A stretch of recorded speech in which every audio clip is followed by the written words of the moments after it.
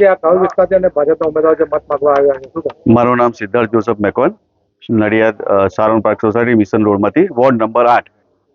આજે ભાજપના જે તમામ 4 ઉમેદવારો અમારા ત્યાં કેનવાસિંગમાં આવ્યા હતા અને ટોટલ બધા જ ઘણા બધા સાથે આવ્યા છે બધા. પણ મારું પર્સનલી એટલું કહેવાનું છે કે છેલ્લા 25 વર્ષથી વિકાસ જ વિકાસ છે. એટલે અમે તો આજે આ તમામને હાર પર પહેરાવી દીધો છે, મોડું પણ મીઠું કરાવી દીધું છે.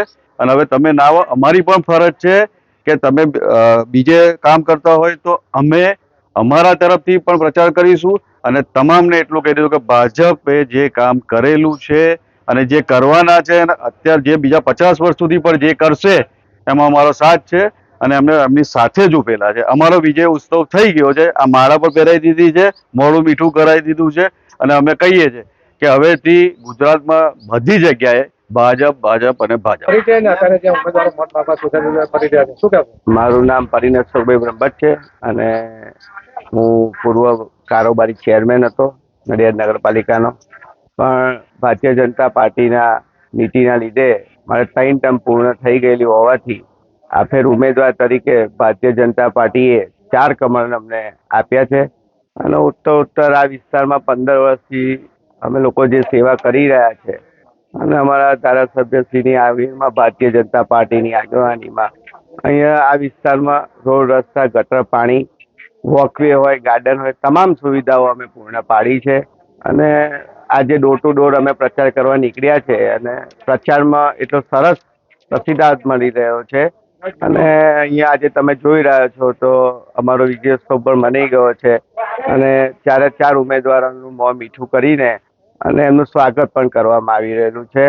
અને આવી રીતે જે રીતે ભારતીય જનતા પાર્ટીએ વિકાસ કરી રહ્યા છે તો આખા ગુજરાતમાં કમળનો પરચમ લહેરાવાનો છે અને મને ખાતરી નથી પણ દ્રઢ નિશ્ચય છે કે વોર્ડ નંબર 8માં 4 કમળનો અત્યારથી વિજયોત્સવ મનાઈ ગયેલો છે.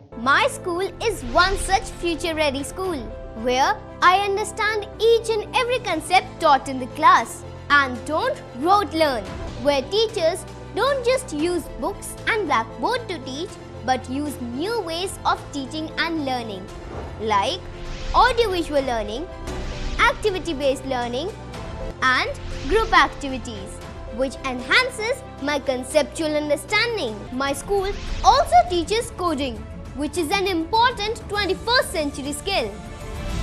Not just that, I get an opportunity to showcase my skill on a national platform. And with all this, I acquire important skills that make me future ready and confident. Would you also like to know where is my future ready school? Visit now and see for yourself.